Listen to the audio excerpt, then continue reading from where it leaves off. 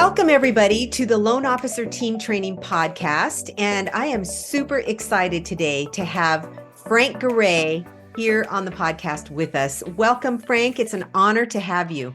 Oh, you're so kind. It's great to be here. Thanks, Irene. Hey, I wanted to go back and let everybody know how I met you the first time, how I heard about you, and then we can talk a little bit about your journey. But when I first heard about Frank Garay, you were on Think Big, Work Small. Remember back then? What year did you start that, Frank? Everything got started on July 2nd, 2007. That was the first video that I shot.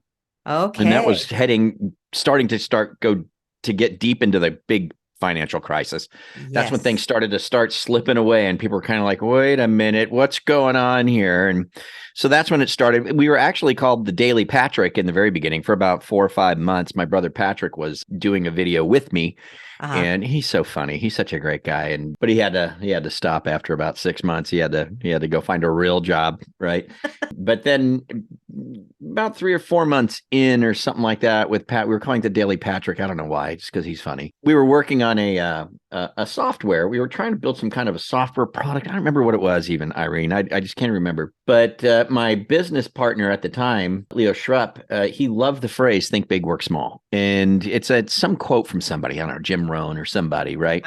And he just loved it because you're thinking big, but you work small to get there, right? You have big goals, but you take small steps to get there. And he always thought it was great. And I said, hey, man, let's just call this product we're working on Think Big, Work Small. He goes, oh, that's cool. And then we just kind of decided with the video thing was happening, and we had this product, and I was like, maybe they can fit somehow, I don't know. So we started calling the show Think Big, Work Small, or the TBWS Daily. Yes. And I loved the name of it. That's what attracted me originally, was the name of it. I thought, wow, that's really cool. That's a cool name. So thank goodness that you, I don't know, somehow purchased a list of all the loan officers, all the real estate agents, whatever. I don't know how you did that. I'll find out.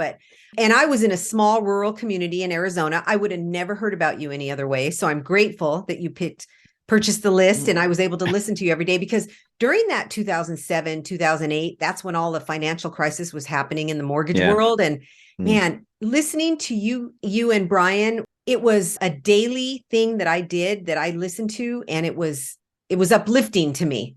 Yeah. Be able to know that other people were in the same world, because you feel disconnected from the world.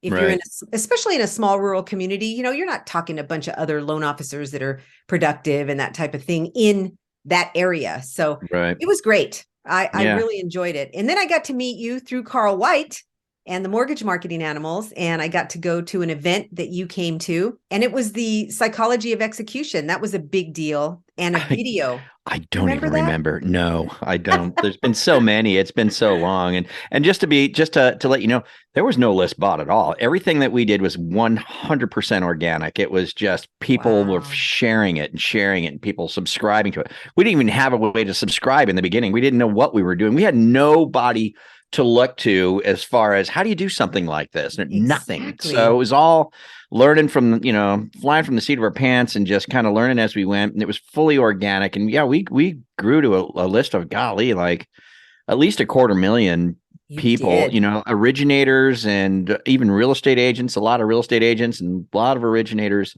across the country in a pretty short order. It took a couple of years to really get all those people in there, maybe 2 or 3 years, but it was 100% organic. And I don't remember the event you're talking about at all. There's been a lot of journeys, a lot of travels, a lot of, me and Brian were getting flown around the country quite a bit in the early days. I'd say like 2008, 2009.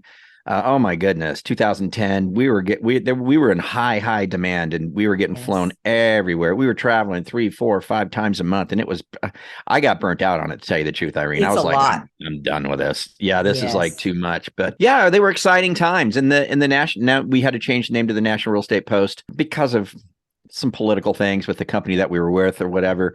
And we really, the company, the mortgage brokerage, kept Think Big, Work Small. We started to develop a product with them, a rate alert product, similar to MBS Highway, something like that, but nowhere near as good.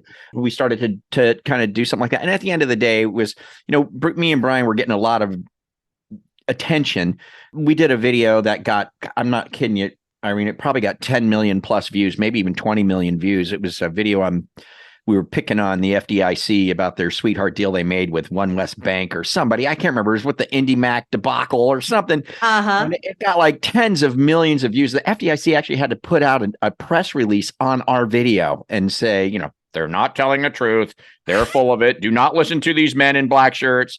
Right. So that freaked out our mortgage company, who was kind of like hosting us. And they said, and then the CFPB was coming around and they were like, we can't have you guys connected to us in any way. You guys are out of control. You know, like, this is not good. So we had to separate from them. I think that was in 2009 or something like that. But they got to keep all the good stuff. Like, they kept their the name, they kept the product, they kept all that stuff. And they said, you guys are gone, but you can have your database and you can market to them. And here's a little bit of money. They gave us a little bit of money, you know, and said, get out of here. And they were all sweet guys. I love those guys to this day. They love us. It was just didn't work at the time. It had to happen that way. Yeah, because otherwise we would have brought too much attention to them, and it wasn't right. So we went out on our own. We changed to the National Real Estate Post. Yeah, we just charged forward and just never stopped ever. And it helped a lot of people, Frank. A lot of people you helped throughout the journey. It did, I know. And I know you got a lot of that feedback over the years from people. But it made a big difference in people's lives. So that was the beginning for me. That was the beginning of how I met you. So tell us about I know originally you got into the mortgage business as an LO, and tell us how that started for you. Like, what made you get into it? That's a good question. It was 35 years ago. It was January of 1987 that I got licensed and became a mortgage broker, a loan officer for a small mortgage brokerage in Vallejo, California. But I was in the Navy. I went out of high school. I went into the Navy. I was in the Navy for 6 years. I wound up in Honolulu, Hawaii, where I was based, right? And it was time to get out of the Navy, and I could have stayed in or I could have got out. And I actually tried to stay in, but they wouldn't give me what I wanted. And so I was like, well, screw it, I'll get out. So I got out, and I got a job with a contractor that was working for the Navy, right? So they would show up and we were civilian contractors, but we do some work for the Navy. But I tell you, this was back in the day when the military contractors were just screwing over the military like hardcore. They were like, sure, we'll do that for all this money. They'd show up for like 10 minutes and go home. And that's what we were doing. We'd show up and we would just like, okay, it's nothing to do. Go home, wait for a call. Like, I was not working and getting paid. And I thought, this isn't going to last. I don't like this, right? So my mother was in real estate here in California. She's still a broker today for about 43 years. Wow. And in real estate. And I thought, well, maybe I'll get into that. So I talked to her, and it's really kind of interesting. I said, hey, Ma, I think I want to maybe do that or something. She says, well, I tell you what, fly out here. You can cruise around with me.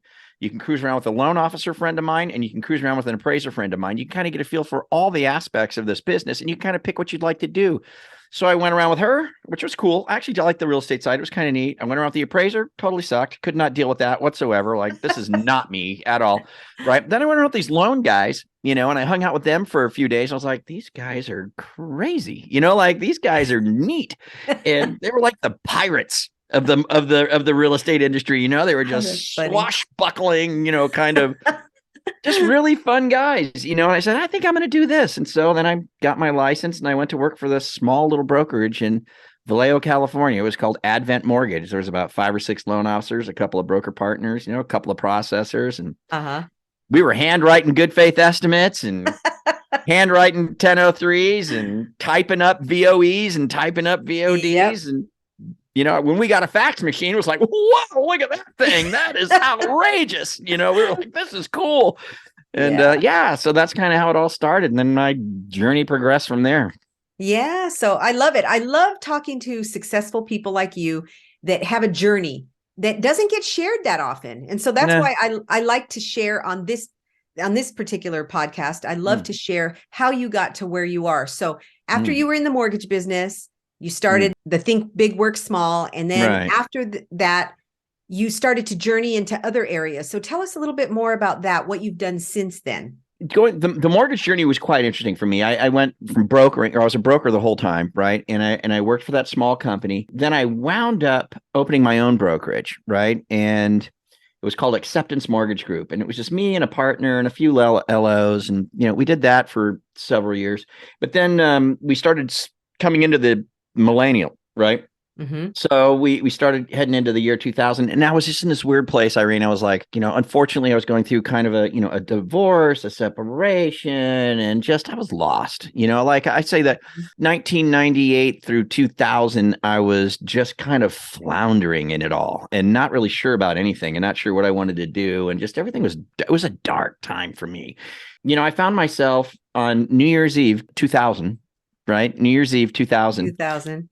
In this house. I was here with my wife now. She wasn't my wife at the time, but we were living together here in this home. And I was in the front yard, the year 2000, and it was cold, and I think it was raining. Mm-hmm. And I was a little depressed, right? And I just thought to myself, what am I doing?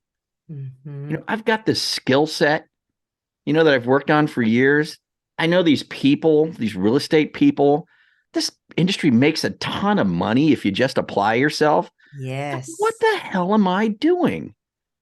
Shake it off. Mm-hmm. Get over yourself, right? And I tell you, man, I just made a change. It was New Year's Day, of course. Everybody was off, right? New Year's Day.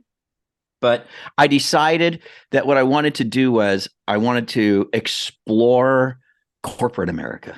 Right. And so I told Dave, I'm done. You can have this. You can do whatever you want. My partner at the time, the brokerage, I'm through. I'm moving in a different direction. I got to go. Right. Mm-hmm. I wound up working for Washington Mutual. Oh, boy. For 6 months. And, doing pick a payment, right? Doing the NAGAM loans, doing Washington Mutual. It was very interesting. It's like, this is really weird. And then I got recruited by Wells Fargo. Mm-hmm. By a friend of mine in the business, John Lowe. I got recruited by him. So they had a better product mix and things like, and he said I could be a branch manager, and my big head, right? Yeah. Okay, branch manager. And so I went down that path, and it was really interesting to go into corporate America like that. And with Wells Fargo in particular, one thing that was nice though, is like, I got like, medical benefits and like dental benefits, and these types of, basic things that are like, this is pretty cool. I got a 401k and they were contributing. I was like, well, this is kind of neat, and so I went down the path of that for about 3 years and just got to the point where it's like, I think I want to go back to brokering, went into brokering, wound up, that was 2003. Then we made it to 2007 where everything started to fall apart. And I was running a big branch at the time with the mortgage brokerage. Mm-hmm. But so then took off with the Think Big Work Small, which became the National Real Estate Post. That went on for 15 years. Wow. And it still goes on today. Brian Stevens is still doing the National Real Estate Post. But this is about a year and a half ago, I made a transition, and I made a transition to the marketing animals. And when I made the transition, because I'm just older than Brian, right? I'm 60 years old. He's 50. And I tell you, Irene, look, if you're a 30-year-old hanging out with a 40-year-old, it's still pretty similar, thoughts and, lifestyles and things like that. If you're a 40-year-old hanging out with a 50-year-old, still pretty similar, not a lot of difference, but I don't know, man, just the difference between 50 and 60. At 60, for me anyway, I'm just in a different world, like in a different place. And I had to make a change. I needed to help my mom with some stuff. There were some family things that were going on too. And I just thought, man, I just got to make a change. So I hit up Brian and I said, hey man, I'm going to take off, and you can have all this. You can keep it. You can run with it. And he said, well, where are you going to go?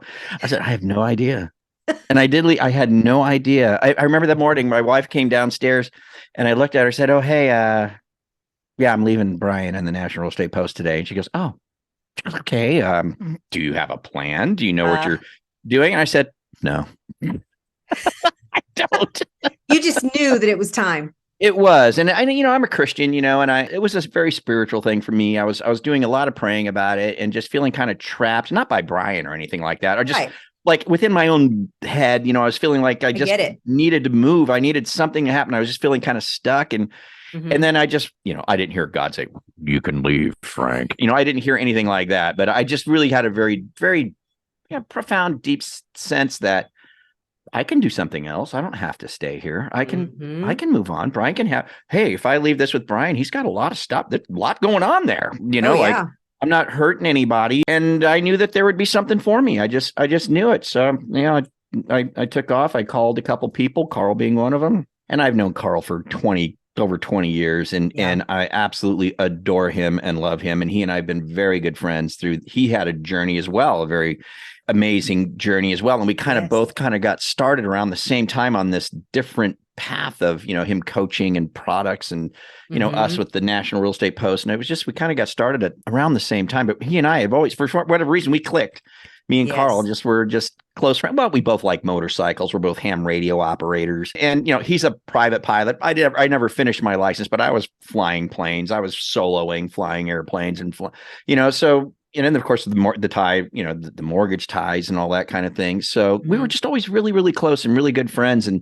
And when I hit him up, said, "Hey man, I'm looking, is there something you could do?" He's like, "Absolutely." So came on over, we flew out to Florida, met with Carl and with my wife and everything. It was just a great get together. It was so painfully obvious that this is exactly what was supposed to happen. And when it was supposed to happen, right? Yes. I needed to go through kind of a journey on my own. I mean, I wound up quitting drinking 7 years ago. I was quite the drinker through the whole National Real Estate Post thing, and that became problematic, but, quit drinking 7 years ago. And then, that, I think all that stuff kind of lined everything up to be right to make this transition, over to the animals. Now I host the Loan Officer Breakfast Club, which is like one of my favorite. Here it is. I don't know if this is going to be on video or I not, can see it. Yep. I love it. Yeah. So, I mean, it's like, I have never been happier in the mortgage space in my whole life as I am right now. And what's even better, and I'll shut up because I know you probably want to ask something. This is probably going on too long, but no, I love it. But what's even cooler is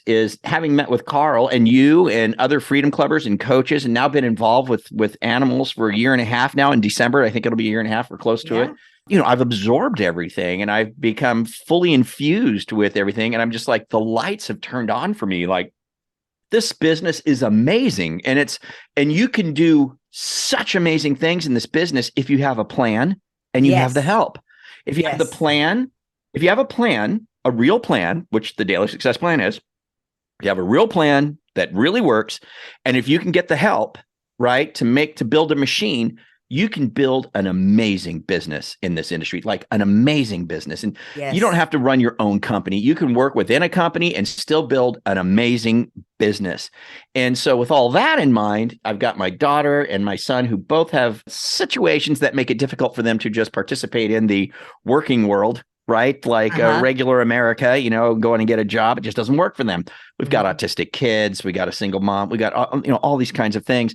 Yes. But I realized I can do something for these kids. I can put together a mortgage business for them. I'm going to help orchestrate it. I'm going to help put it together for them, but I'm not part of it per se, right? Yeah, I'm not part of it, but I'm going to make sure that everything gets done the right way from the very beginning. I've got the Daily Success Plan, right? I know what help I need to put in place. I'm putting that in place immediately. I'm working with you. I'm about to get a virtual assistant and send them through your WOW training, right? Awesome. So why would I not do that, right? Like, you're going to help me train this person. Thank you. Yes. I'll do that.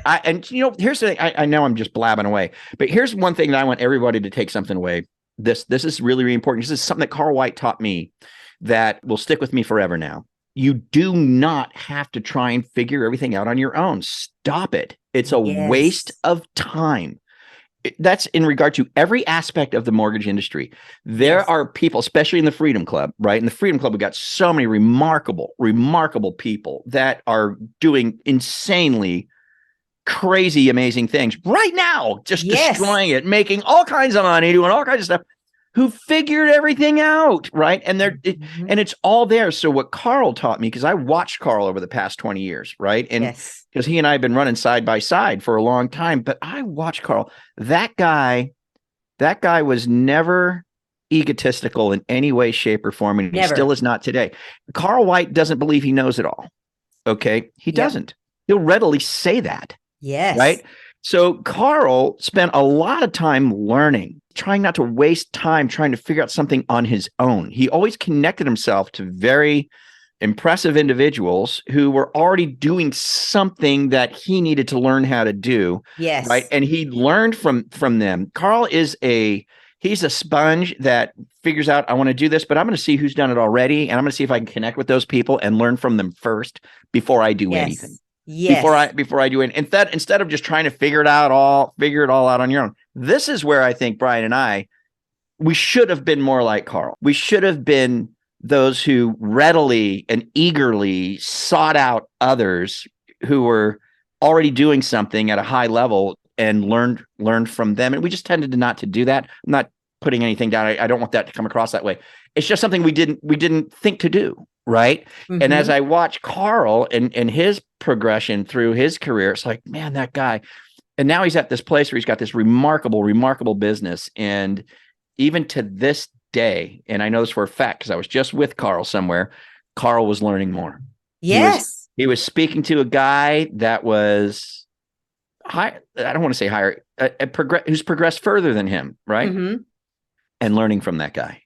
Yeah. Right. He's not too proud to think he knows it all. That's right. And so in this business, and I'm so blessed to be part of the Freedom Club and the animals now with my daughter and my son and trying to put this thing together. I'm just like, Irene, it's actually like easy because I don't have to think of anything. That's I just have to ask, hey, how did you do that? Or how do you do that? And you can ask the people on Breakfast Club. I do it all the time. Hey, I got a question for you guys. Like, how do you handle this? Right. And I get these guys saying, you do it this way, you do it that way. It's like, that's good. I'm going to write that down. That's good. You know what I mean? Because I don't want to try and figure anything out. Nope. Why should I? No, you don't need to reinvent the wheel. You just people have already figured it out. They've already gone down that path and they are happy to share it because everybody in the Freedom Club, in the Mortgage Marketing Animals and the Freedom Club, they share with each other. If they don't share, they're not the right fit for our group. It's totally true. Yeah. And it started with Carl because that is really important to Carl. And it's important to everybody in the group. And he is amazing to watch. I have had a front row seat for the last 13 years to watch Carl progress, to watch him learn, to watch the light bulbs go off in his mind when we're talking. And, just seeing him in a group setting, seeing him in a private setting with his wife and his family. And it's just been an amazing journey to watch. It really is. I feel I'm impressed. So blessed that we are part of that, right? That we're able to be. Yeah. I am overwhelmed with gratitude, That's how I feel. I've been able to connect with the team, with Animals Freedom Club, Carl, because it's just like, wow, what a neat place to be. I mean, everybody's just so great. We were both in Nashville, right? You were there, right? Yep. So we were just both in Nashville, and that's one of the biggest takeaways. I even did a podcast on it, a solo podcast. I just had to talk about it. It was, you have this community, this coaching. It's a coaching community, but everybody is just like, here's what I do. Here's how I did it. This is what I do. And it's just like, that is awesome. That saves so much time. Devin DeBach. Okay. So he was sharing and he was running our call center for refis for a long time, had a big team of people. And that's what they were doing, just slaying these refis. Well, that's make it shut off. Right. Yes. And they dropped down to almost nothing. Okay. Mm-hmm. And so what he did is he decided, well, we're going to do this DSP thing, and we're going to turn this thing around. Now they're closing like 40 deals a month. They're in like 98% or not, like 96% purchase, is where they were 100% refi before, they're all, they still do some refis, but they're, he did it, right? He did it. And one of the things he told me, he pulled me aside because I was talking about software. I was talking about Bonzo, and I do love Bonzo, right? Bonzo's really cool. And he said, hey man, I'm not using Bonzo, but I want I'm using this other thing. And I'm not saying try to switch you or anything like that. He just said, I just want you to know that I integrated the daily success plan perfectly and fully into this system so that it's fully automated and everybody knows exactly what they need to do and when they need to do it. And he says, it's really, really awesome. I got it dialed, man. It's great. Wow. I was like, that's good to know. And so now me and Katie and my son, right, we had to get hired on by a bank. She just got hired on with a FDIC bank to make our big fat plan work, right, properly. And so I got Bonzo. I'm like, first call I made it yesterday. I left Devin a message like, hey man, I need to talk to you about that whole, you got the DSP thing perfected in the software. Why do I want to try and invent it on my own, Irene? Exactly. Why would I want to try and build it on my own? Devin already offered it. He goes, I'll show you exactly what I'm doing. Thank you. Let's see what you got. That's going to save me countless hours of trial and error. And it's just going to save me so much frustration and so much time. I tell you what, man, if the biggest thing I would say is just, my gosh, and this is going through my whole career, my journey. If I was going to summarize it right into something that I think would be very, very helpful, it'd be two things. Number one, be consistent in everything you do. Right. Yes. The National Real Estate Post, Think Big Work Small, none of that would have happened if we didn't do it every single day. That's right. Relentlessly did it every single day. Without fail, no matter what. No matter what. Whether we were happy, sad, felt like it was working, felt like it wasn't working, we didn't care. We did it every single day. Okay. Every single day. So consistency, but do yourself a big fat honking favor and don't try to figure anything out on your own. Yes. Right. But most importantly, build everything off a solid plan. You have to have a solid plan. And if you don't have a solid plan, chasing Facebook groups to learn what the next social media widget thing is not going to get you a deal. No. You need a solid plan. My whole journey has led me to that. If you've got a solid plan and you can get the help from other people and you can be consistent, you can do crazy, insane, remarkable things in this business. End of story. Yes. You can make literally millions and millions of dollars a year. Millions. Absolutely. Yeah. And you can do it by being around other successful people that are making it happen. Yep. That's the thing. Yep. So you have to do that. Yeah. It's been such an honor to be able to, like I said, to have a front row seat to see what Carl and Tammy and Steve and you and a lot of people are doing. And the other members of the Freedom Club also, the things that they're doing, and they will share with each other, even if they work across the street from each other. That's what I love about our group. And it's amazing. But having the right mindset is another thing that's really, really important. And you can't reach your goals. You can't get what you want without thinking the right things that are going to make you feel a certain way. And when you feel a certain way, you're going to do certain actions. Right. When you do those actions, you get the results, right? Yeah. So what do you do, Frank, to be intentional about your mindset? Like when you get up in the morning, when you go to bed at night, what do you do? Mm-hmm. For me, I get up very early, no matter what. I'm an early riser. I'm up at 3:30 in the morning. I don't know why. It's just who I am. Maybe it's age. Maybe it's quitting the drinking. But for whatever reason, for the past few years, I've just been this 3:30 in the morning, 4:00 in the morning guy. I've just been waking up. Well, now what I do is I read the Bible, right? I get spiritually fed first thing in the morning, and that's always uplifting, to me. But I tell you what, man, one of the other big blessings I have is I run Loan Officer Breakfast Club. So at 5:30 in the morning, right, I'm on with 300 people, right? Whatever it is daily. We'll go anywhere from between the live Zoom and Facebook, anywhere between, 250 to 400 people every day. Right.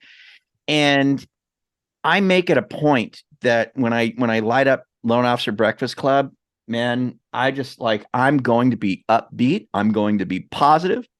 I'm going to be enthusiastic. Yes. Right. I'm going to be energized. When I host Loan Officer Breakfast Club, because I want everybody else to feel that way, and so for me, I have the motivation of being in front of other people every morning. And, I don't want to get in front of everybody and be like, all right, guys, well, you know what to do today. Make your calls and, that kind of thing. Anybody got something they want to say? I don't want to be that guy, and I don't want to be, hey, the news is saying it's doom and gloom out there. So, exactly. Who wants to hear that crap? Nobody needs to hear that. I don't want to hear any of that. Right. And so it's a real blessing for me because I love it, man. It's like, I can't wait. I love Loan Officer Breakfast. I'm in love with it. I love getting on at 5:30. Let's go. What's going on today, guys? Let's go. Who's got what? And I've gotten plenty of feedback from everybody just saying, dude, man, it just gets me going. It gets me woke up. It just gets me moving. It gets me, and that's what we need. And so how do I do it? I don't know. I just do it. I just do it. You make a choice. I make a choice. I really do. And if you do it every day and, then it becomes just kind of part of you, it does. Just becomes part of you. And so, yeah, man, it's my job, Irene. It's my job to be enthusiastic. Yes. And get everybody going first thing in the morning. Exactly. And there's a lot of people on that are on the Pacific Coast, the West Coast, Pacific Coast, and 5:30 in the morning. Yeah. That's the time. I'm one of them. Yes. Yeah. It's been great. I've been on it a few times and I've loved being on it. The only reason I haven't gotten on it earlier, I hate to admit this, is because I'm not exactly looking like I should at 5:30 in the morning. But now it's 6:30 in the morning for me. So I do plan to be on there. Oh, good. Yeah. But there's what been a talk. blessing it's been to see you and get everybody going in the morning, and they're all excited to be there. And it's positive here and there. Always the stuff positive. that goes down the chat bar. Oh my God. Only positive. It will always and only be every day positive. Period. Yes. It'll never be anything but that. It'll be nothing but that. And I know a lot of people want us to do one on the West Coast. They want one, they want two. So one for East Coast, one for West Coast. I just don't know that we've got the bandwidth to make that happen properly. And I think it's good. Yeah. And, but, man, come on, man. It's 5:30 in the morning. Whoop-de-whoop. I mean, it's not that early. I mean, what else? Get up. Let's get going. Put it on. Let's hear what's happening. I mean, you walk out of that, it's 30 minutes.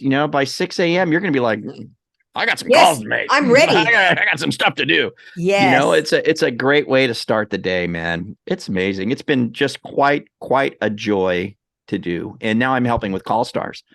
So, yeah, let's talk about Callstars for a minute.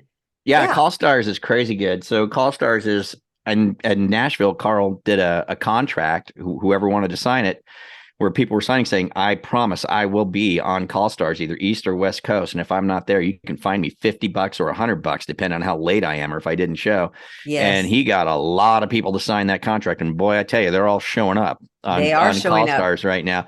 But what Callstars is we all get together on a Zoom. So there's going to be like in East Coast, we have about 75 to 80, I think. West Coast, about 50 or 60, something like that. I can't remember. But, we get together and we get on a Zoom and it's like, okay, we're going to all dial together, and so everybody mutes and you can see everybody and everybody's putting their wins in the chat and people are just calling. And, we go over what we're going to do today and, clear things up and overcome challenges, people might be facing, talk about the wins from the prior day. And I tell you what, Irene, it's like every day on Callstars, everybody wins. Just everybody wins. Yes. You win. I in Nashville, I said up there, I said, just showing up to Callstars. Well, that's a win. That's a win. Number one, picking up the phone and starting to dial. That's a win. Yes. I mean, even if you get a real estate agent's voicemail and you leave the voicemail saying, hey, I'd love to get to, get together with you, man, get to know you a little bit better. Hey, man, give me a call back. That's a win. Yes. Getting a coffee appointment or a Zoom appointment, big win, right? Doing your follow-up calls, wins. Yes. They're all wins. Even if you get a voicemail, it's all wins. Doing your Just Ask wins, it's all a win. It's never nothing but a win. We had a guy today. It was Ian Anderson. Ian? Yes, I know Ian. And so at the end of East Coast Callstars, I picked on him. And I was like, Ian, how'd it go today? And he goes, terrible. Awesome. Great. Let's hear it. Why was it terrible? Let's get through this. He goes, man, I mean, I made a bunch of calls, got a bunch of voicemails, and a handful of people that I spoke to, and every one of them was just a complete ass, like just a complete butthole. Angry, unhappy, stop calling, and I was like, still a win. It is a win. You still won. You left voicemails for a handful of other people. You showed up. That's a win. You picked up the phone. That's a win. Are we going to have a couple days here and there where we only talk to a couple of grunt butts? Yep. Yeah. Hey, you get to cross them off the list. Yeah. Win. Win. Sure. Yes. And it's still a win. I'm sorry, but it's still a win, because the day before he had a great day. He had a great day. Yes. So I don't know, man. Callstars is remarkable, and it's been really fun to participate in that too, man. It's just been great. We do that with Mortgage Marketing Animals and Freedom Club members get to participate in the Callstars, and it is so amazing. I was on with you yesterday at the beginning for the first time. Because usually I have calls going on during that, other calls, coaching calls going on. That's right. It was you and me yesterday, right? It was. It was us. And I kind of listened to see how you did it because it was the first time that I was going to be on there with you. And what an amazing group it was. So I left it up, because we were on for about 10 minutes and then everybody mutes and goes and does their calls. And I was watching the whole thing and I can't tell you how I felt watching it because it's the first time I attended. Yeah. I felt like, oh my goodness, look at the lives that are being changed. They're not only changing their lives and their business and their families' lives by doing this and getting the business that comes from it. They're changing the real estate agents' lives that they're calling. They're getting great service for clients that wouldn't get great service otherwise, all by making these calls. Yeah. And I was watching them. Some of them were laughing. They were smiling. Some of them get so animated. Yes. Everything was really animated. Yeah, they're all super animated. Yeah. Yeah. And then they put in the chat bar, they put all these wins and got a win. I talked to a person. Yeah. Later, one of the people that I coach, I talked to her and she was telling me how, of course, right after she signed that, her dog got sick and had surgery, and they were up all night, and all this stuff happened. And she said, you know what, Irene, if I hadn't signed that contract, no way in heck, and she didn't use the word heck, no way in heck that I would have ever made those calls on Monday morning. No way. But the contract does it. Yeah, it does. It's accountability. You know what I like about it is there's a lot of coaching out there, and I'm not going to say we're the only ones. We're not, right? There's a lot of coaching out there, but I tell you this, man, we could talk about things all day long, right? Yes. Stop talking about it. Yep. Let's do it. Let's do it. Right. And that's why I like Callstars. Callstars is for those who are tired of talking about things, tired of listening to people talk about things. Yes. Right. Tired of in their own mind just thinking about things. Right. It's for people who want to do something. Yes. So let's stop talking about it. Stop thinking about it. Stop listening to people talk about it. Let's just do it. Yes. What do you got to lose? And the really neat thing is everybody comes out of there, especially at the end of Callstars, it's like, that was awesome. It was easy. It's like, it's no big deal. Yep. We're just having conversations with people and oh, wow, we get a deal out of it. Oh, gee, there you go. Yeah. And they feel so good, because what makes people feel worse is not doing what they know they should do, or what we know we should do. Right. You'll find people getting out of the business because of that. Yes. Just because I know I should be doing it, especially the seasoned guys right now. The conversation I'm having with the seasoned people, they're like, Frank, man, I just know what to do. You got some guys that are I'm just done with this business. It's like, okay, you're done with it, but and then you got guys that are like, I don't want to be done with it, but I just don't know what to do. Just do it, man. If you do it and you make the calls, all of a sudden you'll be like, this is great. Yes. This is great. Breakfast Club, Kristen, we have Kristen's Corner on Breakfast Club, and she scours the Facebook page for stuff, and there was this was a phone call she had. She had a phone call with a new Freedom Clubber. He's been at it for 38 years. And she said, how did you get your first deal? I'm just curious. How'd you get your first deal? And he goes, well, me and my wife, this goes way back. It's 38 years, right? So this goes back. And he said, my wife and I just opened the phone book, and we would just, circle all the Hispanic names. He's a Hispanic guy. We would circle all the Hispanic names, and I just made phone calls. And that's how I got my business. She goes, how interesting is that? Yes. 38 years ago, the way you got your business was by having conversations with people. And here you are 38 years later, and you know what we're going to tell you to do? Have conversations with people. Yes. Yeah. Nothing's changed as far as that goes, has it? No, it hasn't. You know what's changed? All the social media, all the electronics, all that stuff is awesome. It's awesome I think it's really awesome for top of mind. It's great to be able to stay in front of people. If you're not visible, you're invisible, right? Paul Dolan says, if you're not visible, you're invisible. It really helps you be visible, right? And geez, Facebook, you can do it for free, Instagram for free. It doesn't even cost such an advantage. Yes. But to me, what that does is that just warms people up so that when I actually get them on the phone, they have a little familiarity with me. Yes. Right. But it's still that conversation that's going to win the deal, or that conversation that's going to move the needle. Right. I mean, you could get something out of a Facebook post. I'm not going to deny that, or out of an email blast. Sure, you can get something. Right. But I'll tell you what, you put two people together. One guy's doing only electronic stuff. One guy's doing electronic plus phone calls. The guy's doing electronic plus phone calls is just going to decimate the other person. Yes. Just decimate the person. You know what I mean? So, that's what's different today. Yes. And people get too caught up in the electronic stuff. I'm not poo-pooing it. I love it. I do it. We do it. It's brilliant. Yes. But what really moves the needle is making the phone call behind it. Right? Yes. Get the electronic stuff out there. Make the phone call behind it. Total winner. One without the other isn't going to work. When I mean that, I mean doing the social media and everything electronic is going to be great, but not without the phone calls. It's hand in hand. It's not.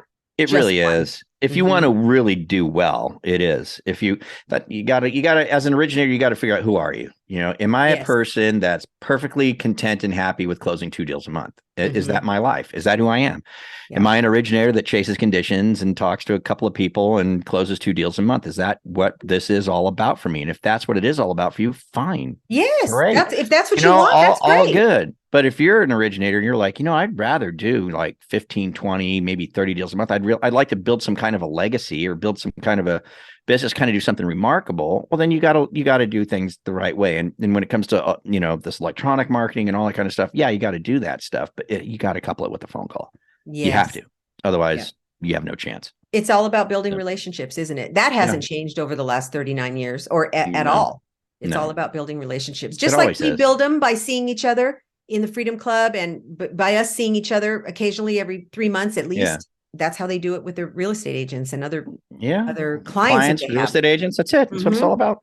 Yeah. Yep. Thank you so much for being on today. And we appreciate you guys listening today and watching us on YouTube. And if you enjoyed this today, please share it with other loan officers. And if you feel so inclined to give us a 5-star review, we would really appreciate it. It helps us to get the word out there. And if you're interested in taking a look at our training classes that Frank mentioned earlier for your mortgage support staff, take a look at loanteamtraining.com and enjoy the rest of your week, everybody. Thank you, Frank, for being here. You bet. Take care. See y'all later. All righty. Bye-bye.